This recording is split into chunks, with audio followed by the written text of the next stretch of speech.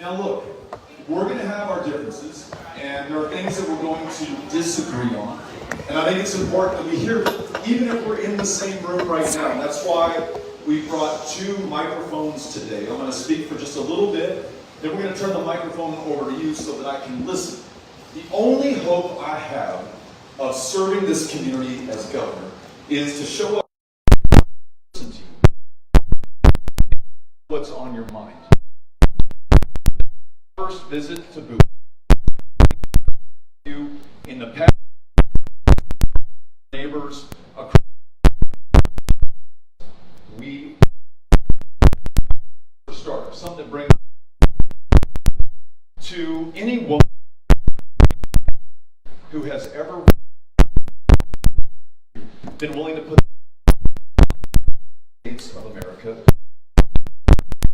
political party, even the presidency, Constitution to our way, our elections as Texans. We are grateful, and we want to make sure that for your service. In addition to picking up your meal, if we see you at a restaurant or a diner, that we follow through with actions.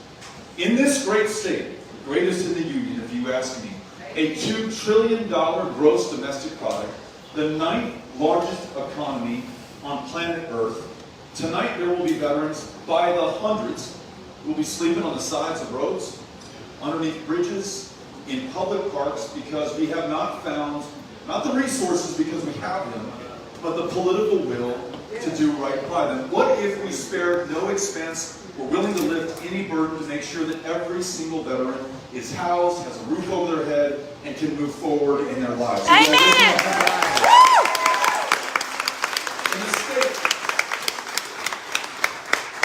In a state that boasts so many military installations, so many women and men who have served, who has one of the greatest generations to have ever put on the uniform, and those are the men and some women who served in Vietnam, who went off to go fight a war that this country did not understand, came back to a country, very often to our communities, that at best were indifferent to that service and that sacrifice. At worst, blamed those service members for doing exactly what their country asked them to do, waited 40 years, in some cases, to be recognized for exposure to Agent Orange and the toxins that they were breathing in as they served this country. 40 years for that to be treated as a presumptive condition, for the cancers that took their lives, for the abnormalities in the births of their children and their grandchildren. That Vietnam era is now standing up front in line to make sure that those coming back from Afghanistan and Iraq who've been exposed to these toxic burn pits where they've literally been breathing in God only knows what, are not waiting 40 years to get the service and the care that they deserve. That's why we win. When I'm governor, we're standing up a toxic burn pit registry in the state of Texas. We're protecting every Afghan and Iraq war veteran with the care that they need, not 40 years from now, but today. And in a state, in a country, where we're losing the lives of far too many of these veterans to suicide. This is a difficult subject for us to talk about, but if we fail to acknowledge it, to confront it, to face it, we're not going to make it better. The official count is somewhere between 20 to 22 veterans a day, every day, that we lose in this country. I want to make sure that we're doing a better job of connecting more of those veterans with care at the VA whenever possible. But if the VA has a backlog that's measured not in weeks, but in months, sometimes years, I want us to open up our county hospitals, our private providers, our state resources to connect more of those veterans with that care. And when those veterans tell us that they don't want to be prescribed an opioid, which they may become addicted to, from which they may die, but instead would love to be able to use cannabis or marijuana in this state without being put in jail for doing illegal something in other states.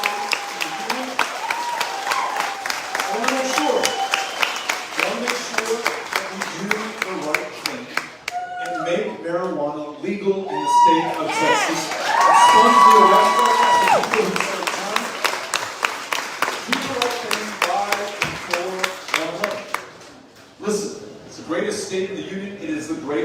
country on the face of the planet, bar none. Let's make sure that we treat those who made it that way with the utmost dignity and respect, the resources that they need, and ensure that it is expressed through action and not only in words. Not only will that be good for every veteran, it's going to be good for every single one of us. Before I came in here today, I knocked on doors throughout Bowie. I knocked on the door of a gentleman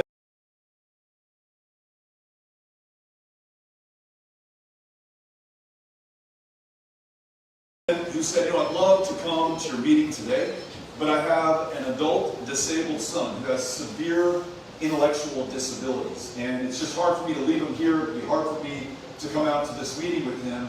He said, Beto, the wait line for state-supported services, if you have a medically complex child, a child with disabilities, on the anniversary, by the way, ladies and gentlemen, of the signing of the Americans with Disabilities Act, is 18 years in a state, up to 18 years that you have to get in line to be able to get the resources that you need right now. Well, this gentleman says that he also lived in Colorado with his son who's disabled. And in that state, it used to be 18 years. They made marijuana legal. They used the tax receipts from the tax sale of that controlled substance in that state, invested it in reducing the wait times for those with disabilities in the state. The wait time in Colorado has gone from 18 years down to 1 year. Imagine if we invested in our fellow Texans, especially those vulnerable in that same way. We could really get things done. Another door that I knocked on is an older gentleman.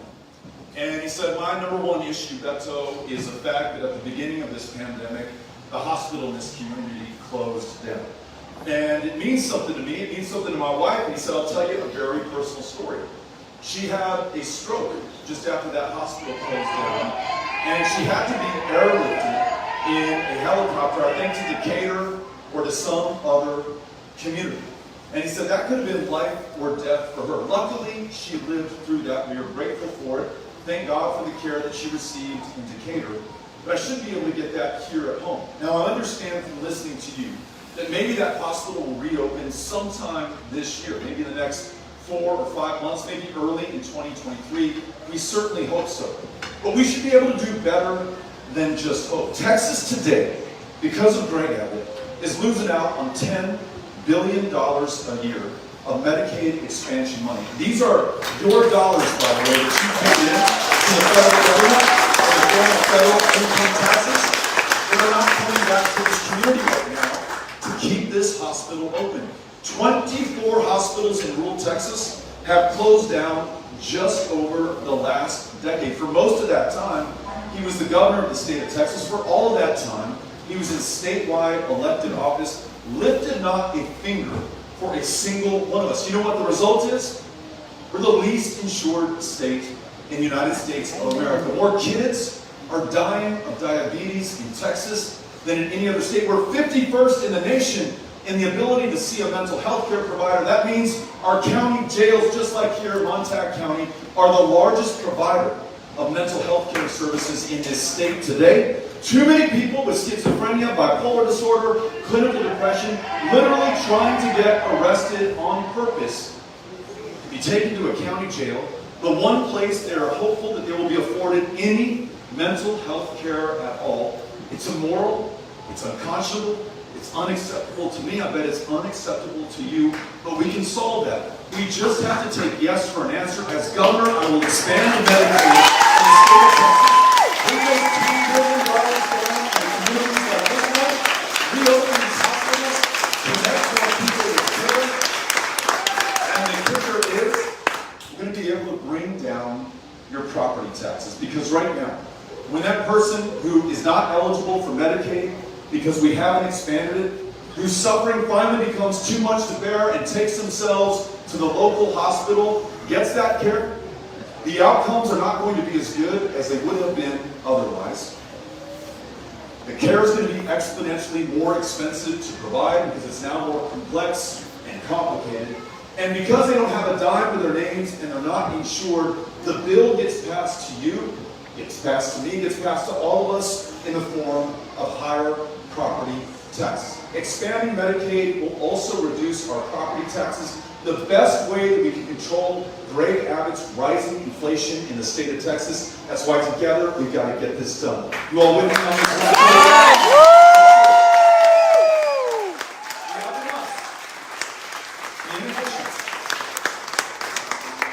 I spoke at the outset about those who've served this country, literally willing to give their lives for this democracy, for our way of life, for so much that so many have taken for granted, so much that our kids and grandkids who are here will be looking back at us in 2022 from the future, and they'll say, hey, Mom, Dad, Grandpa, Grandma, after 246 years of this experiment, which was the exception in world history, which is the exception on the planet today, did you all save it, or did you lose it forever? Not only is it those service members, not only was it the civil rights and voting rights advocates and marchers who ensured that we have this democracy, it's that classroom teacher who brings together every kid regardless of income, of race, ethnicity, religion, any other difference between us. She is making democracy work in that classroom. And I tell you what, she is the life and death difference for so many of us in our ability to realize our potential and our promise. In this county today, the school teacher here is underpaid by $15,500 a year against the national average. Not against the best paid teacher in America. Just to get to even, just to get to par, we're $15,500 down in Montague County. That is why I meet so many teachers and counselors and librarians and retired educators across the state who are working 2, 3 jobs in order to make ends meet. Who, when we stop in to grab a hamburger somewhere, the person serving it to me says, you know what, Beto, I took this job to support my habit of teaching kindergarten Monday through Friday. I shouldn't have to do this. You should pay me enough so that I only have one job, drawing forth that lifelong love of learning within the head of that child in front of me. Please make sure that you treat me with respect that I deserve, that I earn. Teachers! When we come together as Democrats, as Republicans, as independents, as Texans first and foremost, and win this election, we're going to pay those teachers in Montague County an additional $15,500 a year to make sure they're at least at even. They don't take a second job. We're going to listen to them when they say, hey, Beto, if you want me to connect with these kids, how about canceling the STAR test so I can focus on these children? We're going to make sure that every retired educator gets a cost of living adjustment every year, because we haven't had one since 2004. We're going to do everything we can to keep you in the classroom, in that library, in that counselor's office, because we're losing, on average, 50% of teachers within their first 5 years of service in this state. My youngest, Henry, just completed 5th grade. He was there for all 9 months of it. Not a single one did he have a permanent classroom teacher. God bless the subs, but he and his classmates deserve the consistency and the predictability of that same person coming in day after day saying, hey, Henry, hey, classmates, I believe in you. I'm going to make sure that you rise to your full promise, you realize your full potential.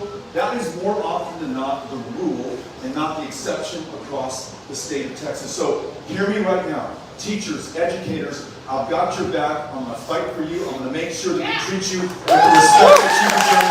That is why we are on.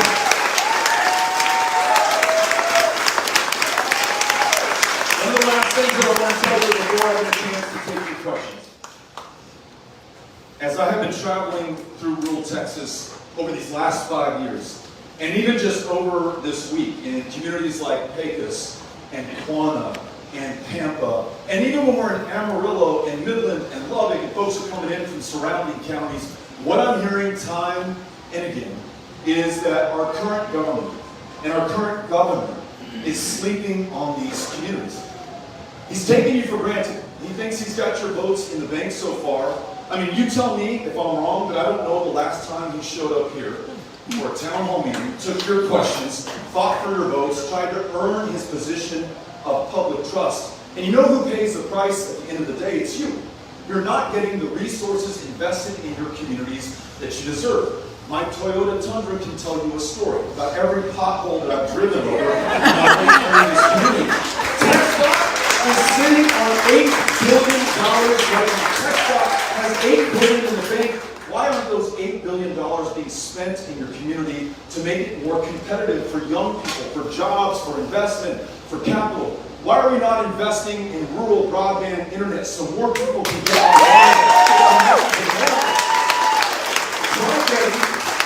What you raise or what you grow to a market, try finishing your education if you can't get online. Try finding a job or starting a business or attracting employees. If you're lonely and you're single, try finding a date if you cannot get online right now. It's really, really hard. But your community deserves what every other community is taking for granted right now. And I'll tell you a story from being in rural Texas, trying to tell this same story about broadband internet. Before I could get 2 sentences in Silverton, Texas, a gentleman raised his hand. And he said, Beto, I'm old enough to have remembered when I was in 1st grade, 1936, and thanks to Congressman Lyndon Baines Johnson and President Franklin Delano Roosevelt, our town, which had not had electricity before, finally got wired for light. And what that meant to me as a 1st grader is that I could do my homework under electric light, just like the kids in Dallas or New York or Tokyo or London, anywhere else around the world. What it said to me is that I mattered just as much as anyone else right now. And he said it wasn't a handout. We had to form a co-op through the REA. We had to meet the federal government and the state government halfway, and then we could have what no private provider would ever extend to us. Well, I'll tell you what your governor's doing right now.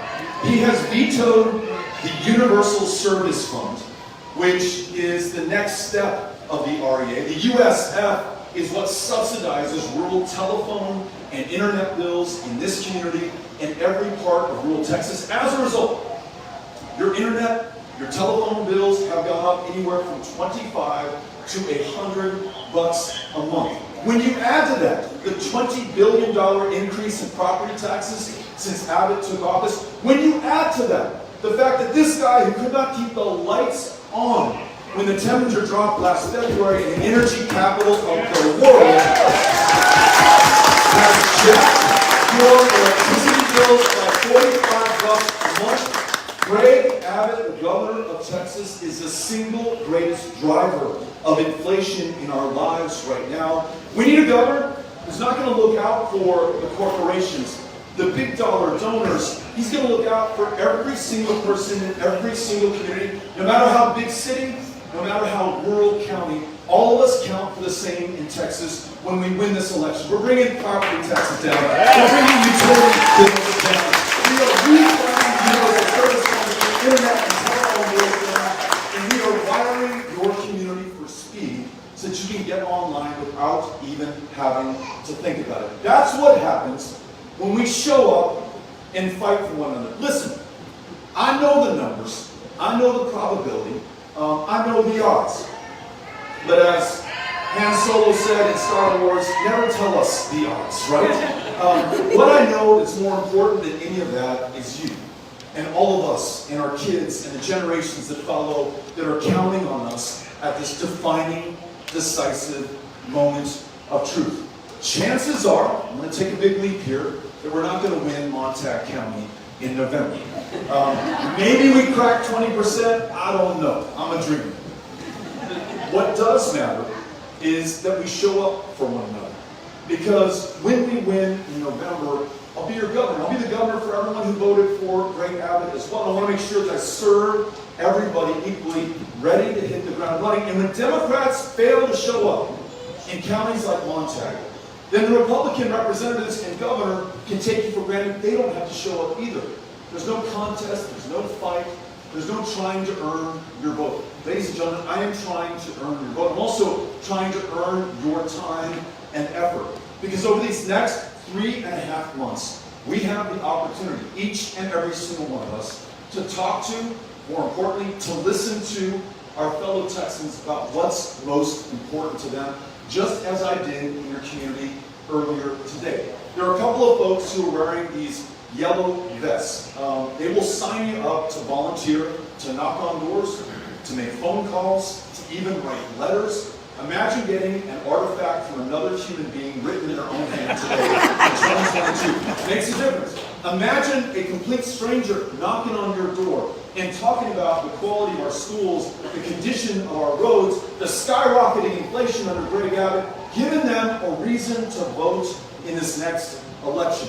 It's the most powerful way to connect with one another, and I'm counting on you. And since you all are in these yellow vests already, you might also want to work on these roads after we finish the okay? I don't want to ask too much of you.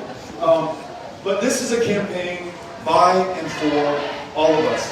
And I mean, even the folks who are outside with the Abbott signs and are chanting, the gentleman who showed up with his, I couldn't tell if it was an AK-47 or an AR-15, everyone is welcome, okay? Everyone is welcome. The person holding the Abbott sign, if you want to, we're going to give you the microphone to ask the first question. Great, we're going to give it to you.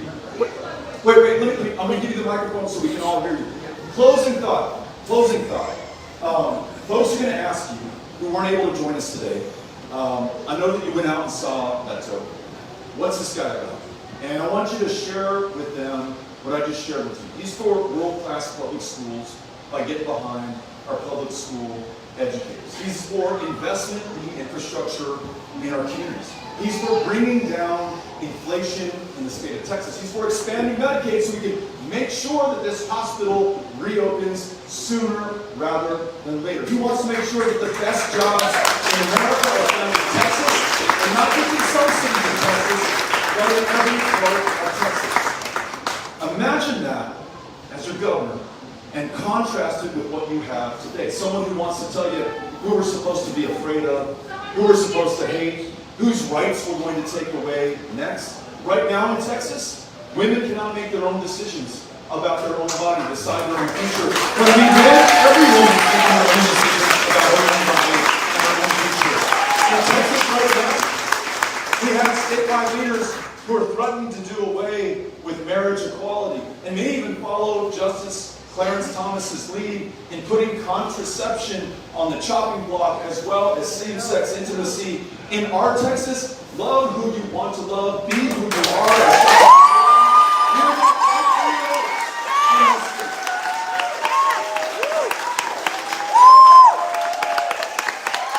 Let's get together and do the big things for the people of Texas. Thank you all for coming out today. I'm really looking forward to your questions, to your comments, to your suggestions, to your ideas.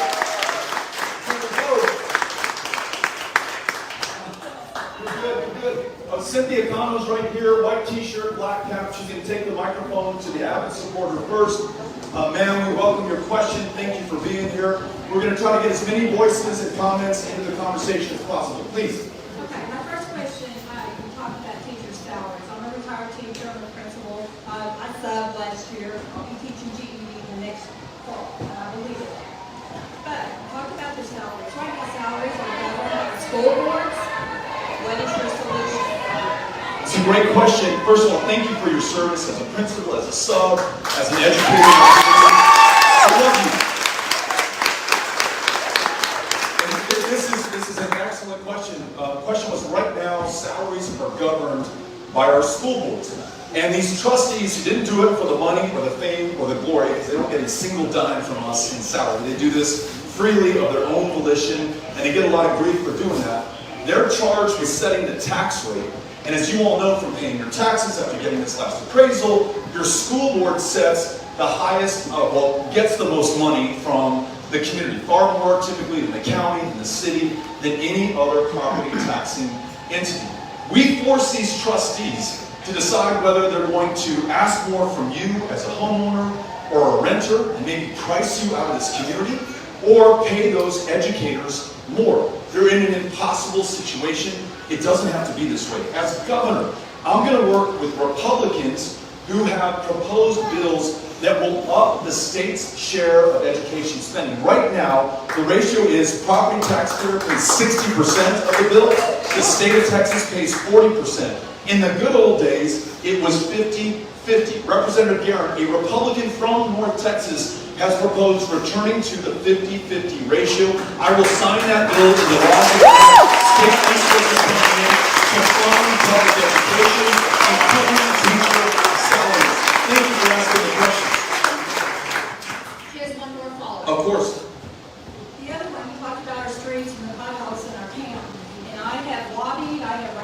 office, I have been quite vocal about funding that. That comes from our city council. The beautiful streets that you see here are from TxDOT. Those are highways. So the state of Texas put those down. The rest of the state, the rest of the streets have been let go. What is your solution to make city councils act responsibly and fix our streets? Yeah. Great question. It's a good question. Good question. There we go. So two things. A lot of these streets in our communities, can you bring that volume down a little bit? A lot of these streets in our communities are TxDOT streets, and some of the main thoroughfares in El Paso. Let's hold TxDOT accountable for their responsibility. I mentioned this earlier, in case you all missed it. They got $8 billion in reserve in the bank. We don't need it in the bank. We need it in our streets. In addition, we are receiving as a state a tremendous amount of infrastructure money, and these are our tax dollars, our federal income tax dollars. It's not free, it's not coming out of the sky, it doesn't grow on trees. We worked hard for it, paid it up to DC, it is coming back to us right now. Not every community, I don't need to tell you all this, gets treated equally by the state of Texas when that money is spent. There is wider latitude under this federal spending to spend beyond just the TxDOT approved projects. I'm going to make sure that that extends to city streets where we don't have the property tax base to be able to support it. I'm going to ensure that is water systems and wastewater systems. We have more water systems for which you cannot drink in the state of Texas than any other. I'm going to also invest that in broadband internet. Again, we have the resources, we need the political will, and we need a governor who's going to look out for each and every single community, including right here in Mountain.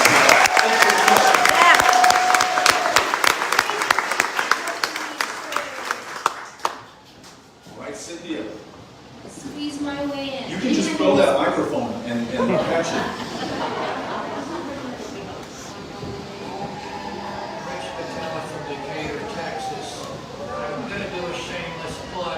We were fortunate enough to ride in the old Bowie administration building, and one of our dreams is August 1st, Evergreen Life Services. Go ahead and open that up and have adult daycare center in Bowie. Right on. Hopefully someday we'll have on-campus living for these adult individuals that need help and stuff, so we're so excited about August 1st. Thank you for saying that. Such good news. I mentioned the family who has the adult son with disabilities and their struggle to find placement for their son anywhere nearby. And it's really tough. You know, you've got to work from home when you cannot find that placement. The economic opportunity we can unleash by investing in things like this is extraordinary. So thank you for leading that. It's only 2 blocks away from here. Wonderful. The secretary asked, could you tell us about the Fourth Crusade, about Wilkes and Dunn? Amen. How we're going to stop the funding, because they almost took Wise County in this last election. Thank you. Give me a little bit more on this. I'm not sure that I understand that. Well, you know who Wilkes and Dunn are, there's no doubt about it. They're spending millions. On schools, trying to defund public schools, yeah. Yeah, and we can't continue with the amount of money they're spending to have their own personal agenda in Texas. It's called the deep pockets of Texas. There was a CNN report the other night. There's been some follow-up reporting from Texas media about the millions that have been spent to defund our public schools. This is the most nonpartisan issue that I've run into. I remember being in Henrietta, Texas, going into Stewart's Sweet Shop because I've been promised the best cinnamon roll I would have ever eaten, and it was lived up to its billing. Sat down at a table with a family who recognized me because I've been on the news in Wichita Falls the night before. All of them to a person Republican. I don't know that any of them to a person would ever vote for me. But the mother of that family was an educator. And she said something to the effect, this is a paraphrase, Beto, if you allow them to defund my public school classroom, take the taxes that I pay away from those kids that I have served and sacrificed so much for in the form of a voucher and send that to a private school, I will hunt you down. I will get you. That really stoked some fear in my belly about letting these school teachers and educators and public schools down. There is a very concerted effort in our already badly underfunded schools to take what remains away from them. And for our rural communities, they talk about vouchers. They say, hey, every kid should have a choice to go to a private school if they want. So we'll take your tax dollars out of that public school classroom, send it to a private school. Well, maybe that argument can make some sense in some cities. Some of our rural communities do not even have a private school where that voucher money could be used. So we'd be taking the money out of these public school districts to go to Dallas, or Houston, or Austin, or somewhere else, anywhere else but Montague. So we've got to fight this effort, and we've got to fight for our school board trustees. And it does not matter, no me importa, if these trustees are Republicans or Democrats. I know it's a nonpartisan position, but we're going to put the community first. As long as they care about public schools and want to fully fund them, let's have their backs. Thank you for asking the question.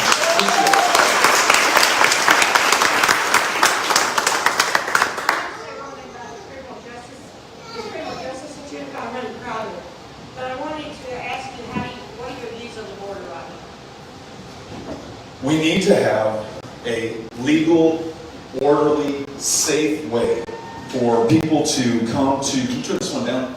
For people to be able to come to this country to work, to come to this country to join family, to come to this country if they're seeking asylum, and they cannot go back to where they were raising their kids because their kids will be killed or raped or something horrific happening to them. We don't have that right now. And we all know that. Democrat, Republican alike. You go down to Del Rio, you go down to Eagle Pass, as I have done. You live in El Paso, Texas, as Amy and I do, or we're raising our 3 kids. It's not orderly. People are not doing this legally. They're coming in between our ports of entry. Most of them want to do exactly what I just described. They want to work. They want to join family. They want to seek refuge in this country of refugees.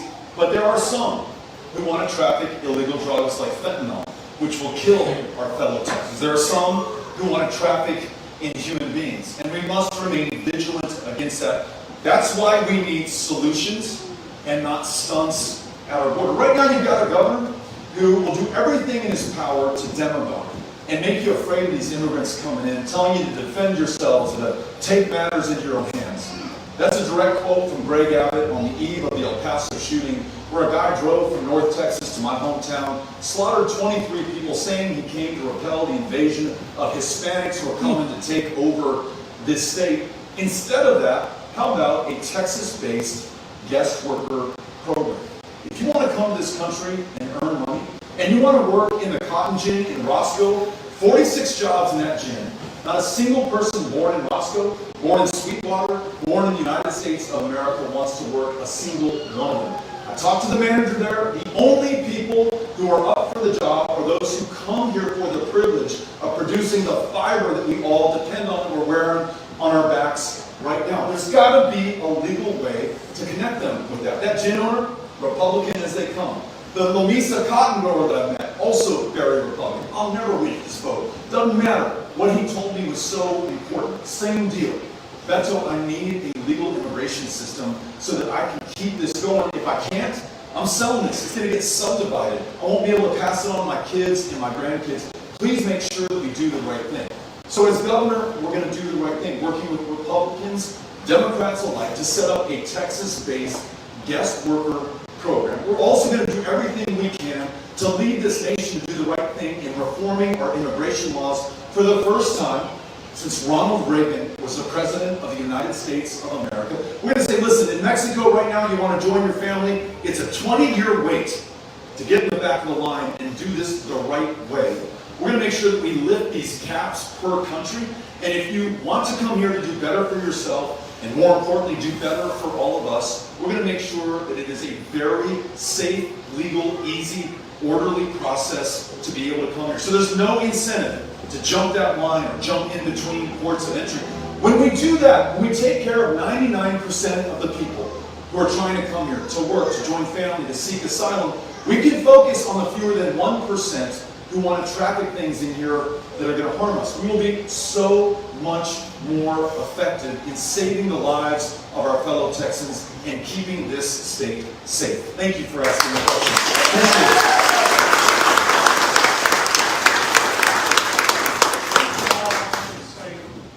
thank you. Up on this one down there. I'd like to say thank you for standing up for the children at the news conference we love. Thank you.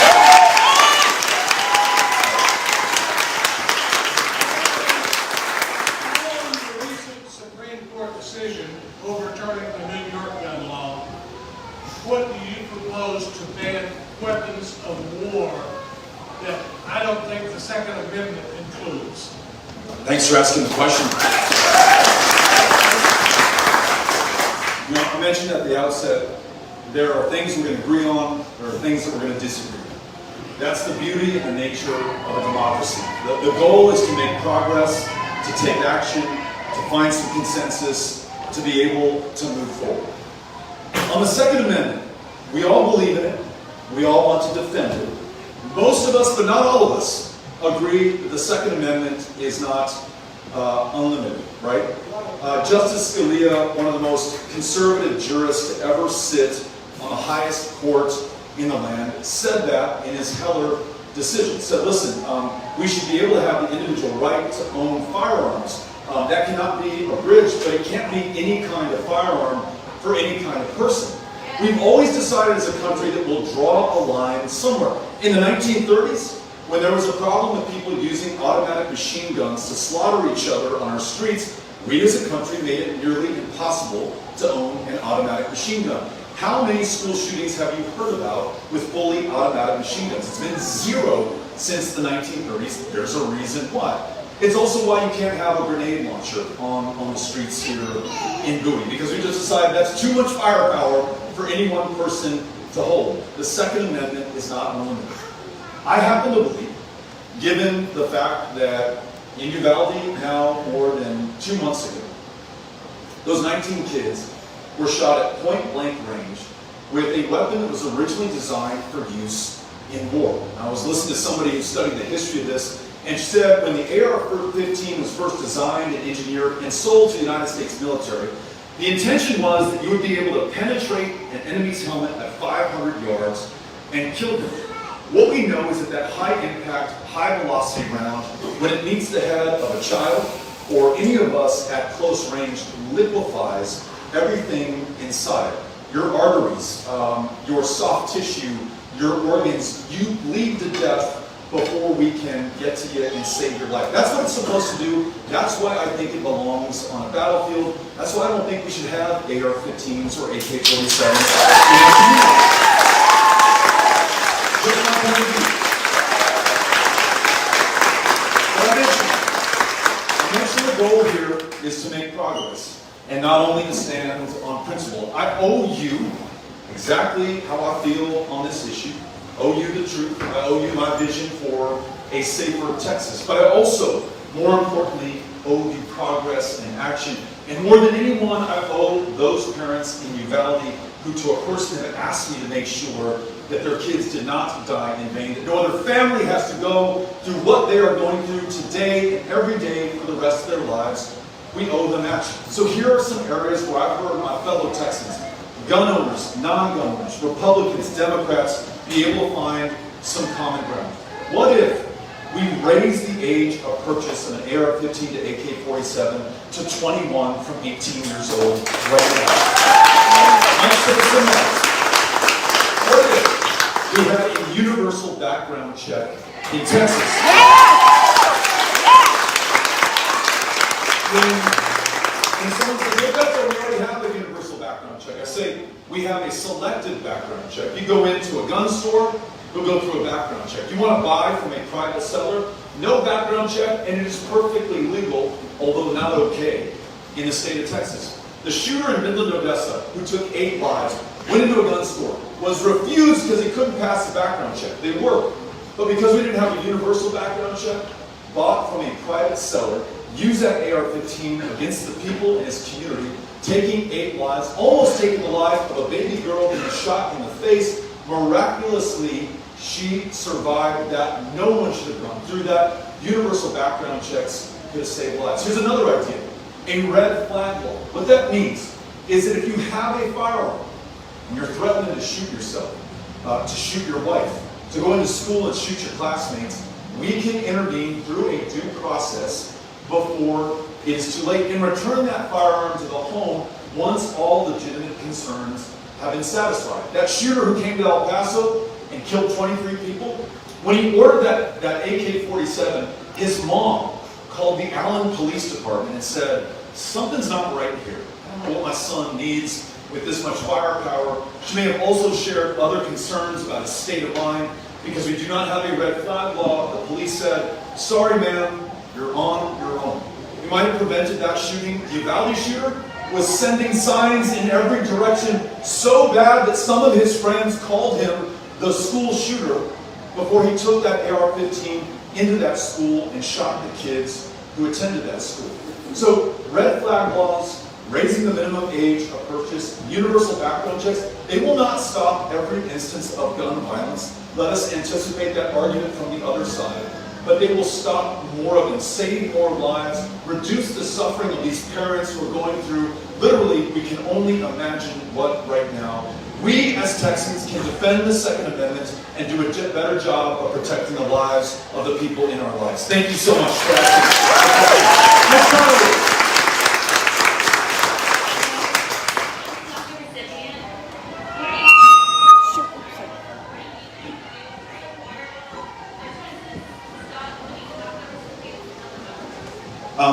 The question is, for those who didn't hear it, the question is, she is a DACA recipient, sometimes known as a dreamer, who came to this country at a very young age, literally did not make the decision to come to this country. It was a decision that her parents, sometimes referred to as the original dreamers, made to come to this country. To do better for you, to do better for them, but by your very presence, I'd argue you're doing better for all of us, right? Yeah.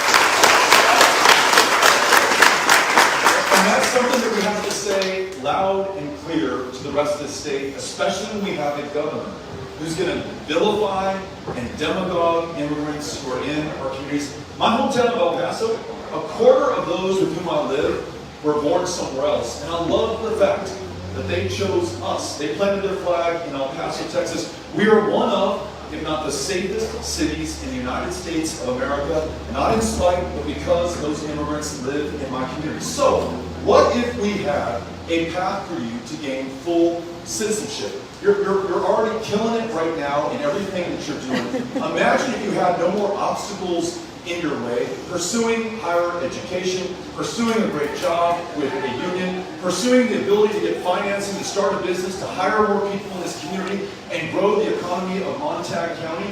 What you're able to do over the course of your life will benefit all of us. And it's ridiculous that with hundreds of thousands of dreamers in the state of Texas, we are not leading the charge to fully legalize your presence here. And I would argue legalize the presence of your parents if they're also here without status, without citizenship, without a path to being able to get there. Look, I'm compelled by just my experience in El Paso in meeting so many wonderful people like you. But if we only look to our cold self-interest, this is the right thing to do. It will bring billions of dollars of new economic activity to the state of Texas. So as governor, we're going to be your champion and make sure that we have a legal path to citizenship for you and every other DACA recipient in the United States. Thanks for being here.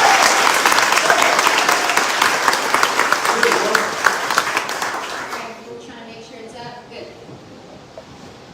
As a congressman, what did you do to make the country better? Thank you for the question. The question for those who didn't hear it, as a congressman, what did I do to make the country better? I asked for and thankfully received a position on the House Veterans Affairs Committee. At a town hall meeting just like this, I heard from a veteran who had what is called an other than honorable discharge.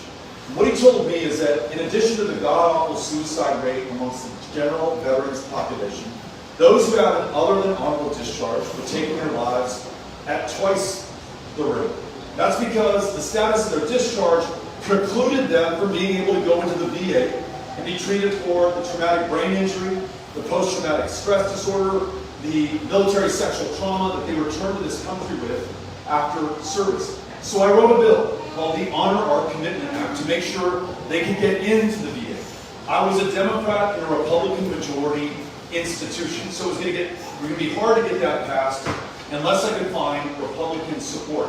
To earn that Republican support, I had to amend that bill and take in the ideas of my Republican colleagues. So I couldn't get my version of perfect, but I could get better than what we had.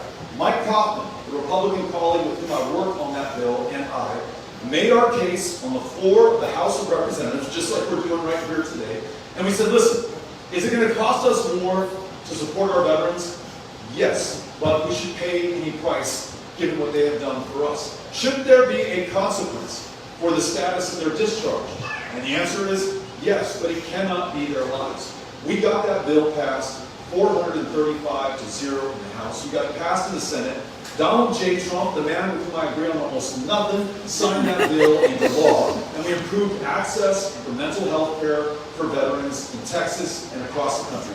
That's one example of working across the aisle.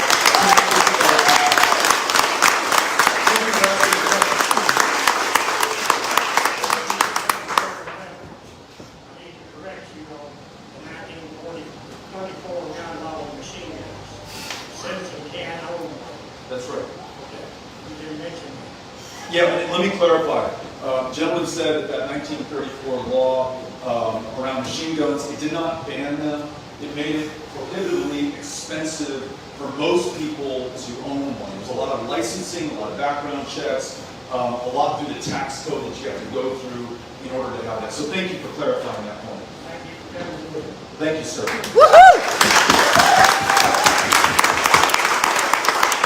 We have more questions, more comments, more ideas, more suggestions. Yes, sir. Thank you again for your valor. I am so proud of you. I am proud of your courage, your willingness to stand up for children in this state. I just want to make one comment. I am ready for someone to kick the NRA out of Texas. Drag them. Thank you for being here. Thank you for your service. We need a governor, we're owed a governor, who cares more about you and your family than any special interest group, any political action committee, any lobby, any other interest but you and your family.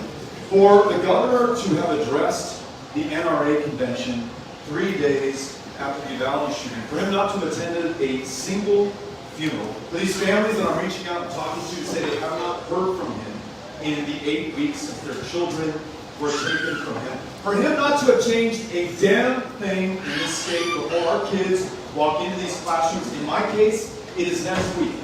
My 15, my 14, my 11-year-old are all walking into public school classrooms on August 1 in the El Paso Independent School District. And despite the largest mass shooting in Texas history of our children, not a single thing has changed to improve the likelihood that they're going to make it through this next school year. We need a governor who's going to stand up and fight for us. Thank you.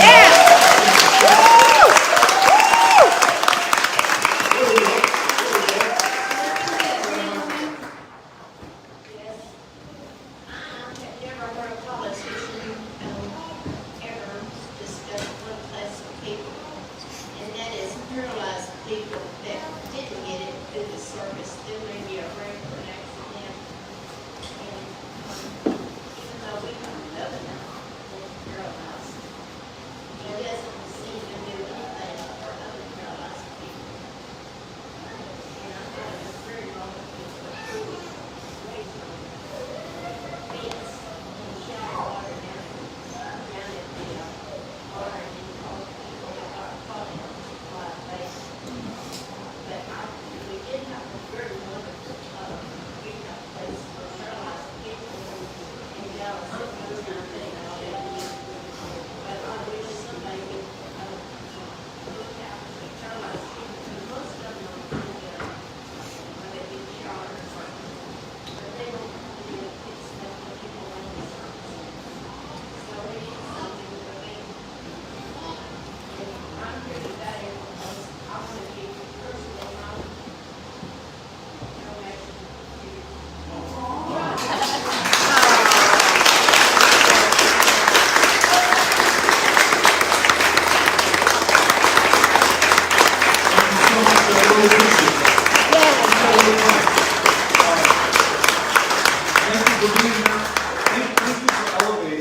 you just said it, elevating a group of people in Texas who never really get the attention.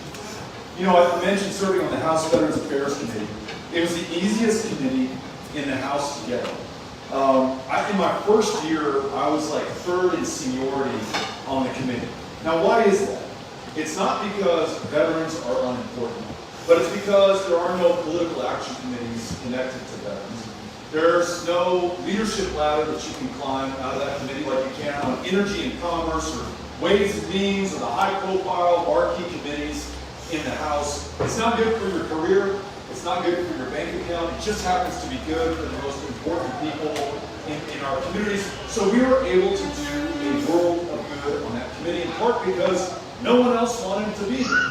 Now you talk about those who have disabilities in the state of Texas, those who are paralyzed specifically. I mentioned this is the anniversary of the signing of the Americans with Disabilities Act, and yet in Texas, it is one of, if not the hardest states in the union to get the kind of care that you need. I mentioned that 18-year wait list for Texans with disabilities who need state-supported services. For those with mental health care challenges, we're 51st in the nation after every single state in Washington, D.C. I mentioned the difficulty of the gentleman here with the adult son in finding an assisted living community. What does that say about us? How we treat some of the most vulnerable in our midst. When you add to that, Child Protective Services is overseeing 32,000 children in the worst-run foster care program in America. Yes. Where 100 children lost their lives in this state since the year 2020. Federal judge 6 years ago said, Governor Abbott, in case you have not noticed, these kids emerged from this program more damaged than when they entered. Just in January of this year, she said it has gone from bad, where it was 6 years ago, to worse, where it is today. I mentioned these kids in the classroom, whether it's Texans with disabilities, Texans in the foster care program, Texans in our classrooms. These are the people who don't have the money or the political influence or the stroke to get the attention of our current governor. That's why we've got to elevate their voices, fight on their behalf, and turn this around by winning this election. You've got my commitment, and with your contribution and support, I know that we're going to be able to do this. So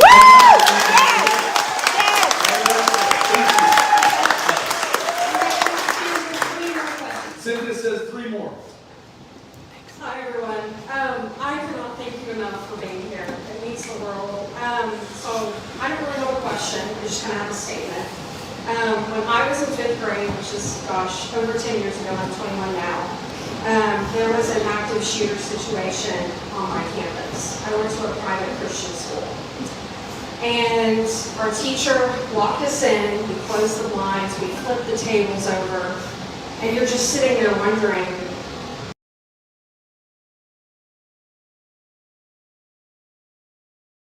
am I going to make it through this? Something that I had was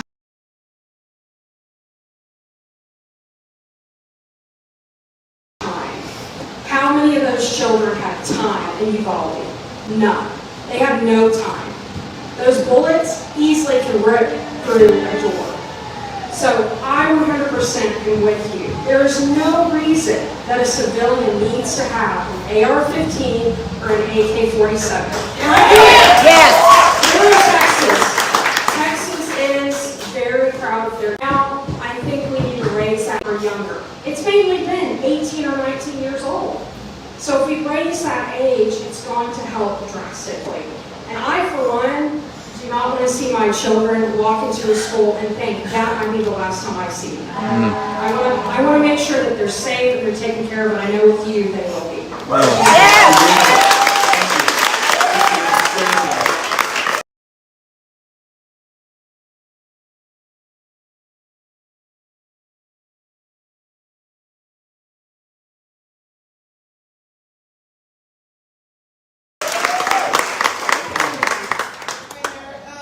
fiance started teaching for the first time ever.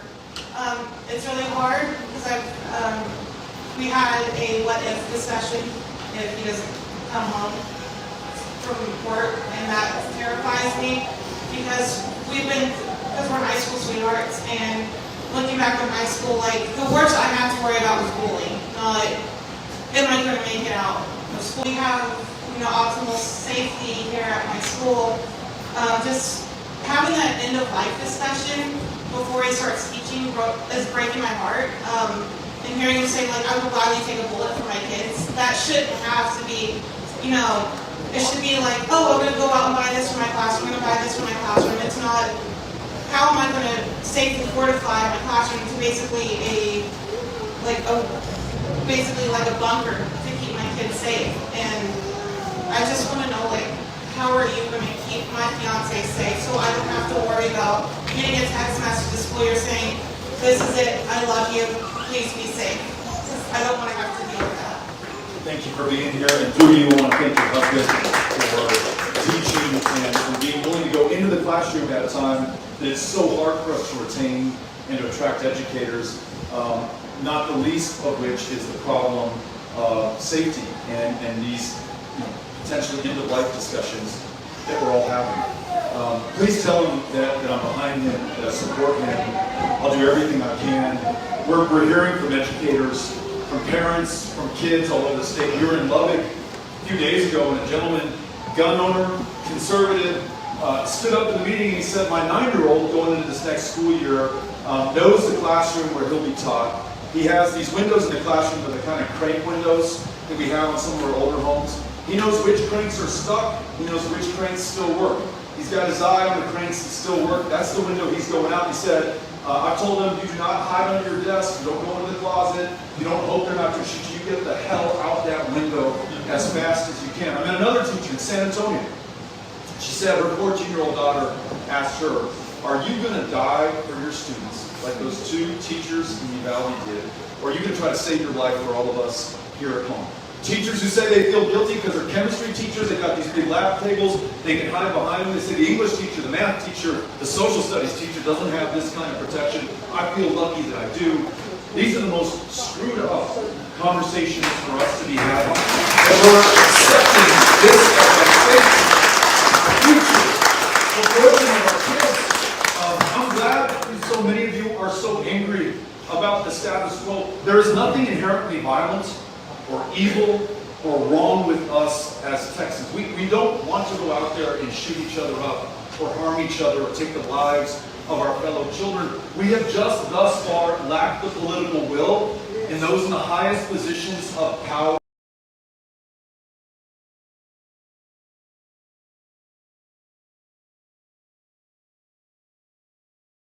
and public trust to stand up to the NRA and the gun lobby and actually do something that's going to save lives. I promise you, I'll stand up to all of them. I'll always stand up for you, for your husband. Listening to local school boards and administrators and teachers and parents and kids, you know your campuses better than I ever will. If you say you need something to keep those kids safe, in addition to upgrading and updating our gun laws, let's follow your lead and partner with you. If the current governor of the state of Texas says, as he did the day after the Uvalde shooting, this is a mental health care issue, that's what he said. You know what he did the month before Uvalde? He took 200, we're already 51st in the nation. Not only will we bring $10 billion in through Medicaid spending, we're going to plus up in every way we can. So mental health, school security, ensuring that we have gun laws that protect the Second Amendment and keep our kids safe. We are doing it all on behalf of your husband, every educator, and most importantly, every kid in every classroom. Thanks for having me. It's going to be our last question. Thank you for being here. Thank you, Sport Veterans. I'm going school voucher route. We have gone to private prisons now. That is festering sore on our country and our state. We use this for mental health care as much as anything. That's where your mental health people go. So the state needs to take responsibility for the prison system. Great thought here. Thank you for your service. Thanks for being here. So questions about private prisons. And there's a trend here, folks, under Greg Abbott. Not only do we have private prisons, not only is he trying to take your public school tax dollars and send them to private schools. That CPS problem I mentioned with the 32,000 kids in the foster care program, some of whom tonight will be sleeping in CPS offices despite the best efforts of those heroic CPS caseworkers who are giving it their best. Well, he's privatizing childcare through CPS, sending these kids very often to private providers as well. These three functions, public education, denying somebody their liberty through the criminal justice system, and taking care of foster kids who cannot be with their families, that's not in the interest of private providers. We should not be looking to a profit incentive to make sure that these folks are treated with respect and deserve. That's the responsibility of the state of Texas. This country, I'm letting you all know this, it bears repeating. This country locks up more people than any other country on the face of the planet. Whatever you think about China, or Russia, or Iran, or North Korea, we put more of our own behind bars than any of them do. And the state of Texas puts more people behind bars than any other state in the union. It costs us an exorbitant amount to do this. We do it for every manner of offense, including possession of marijuana. I mentioned that that's already legal in most of the rest of the country. Well, guess what? When you've got private prisons, whose bottom line depends on more prisoners' heads and more of their beds, they are going to lobby day and night to continue to keep marijuana and cannabis criminalized so that they can make money on arresting people who otherwise should be raising their families, going to school, starting businesses, or working their jobs. We're going to end, it will have anything to do with it, private prisons in the state of Texas to remove that profit incentive and start doing smart things on criminal justice, focused on keeping our families and communities safe and making sure that we have laws that make sense with our values. Thank you for being here. Thank you all so much for being here today. Cynthia is going to go up here and take a picture of everyone. Do one group shot for our family Christmas card this year. I'm just going to get right here in the mix, and if anybody wants to come say hello afterwards, we'll hang around right by this great Texas flag. Cynthia, you tell me where to be, okay? Sorry about that. Can you get on that? Sorry, ma'am. I'm gonna.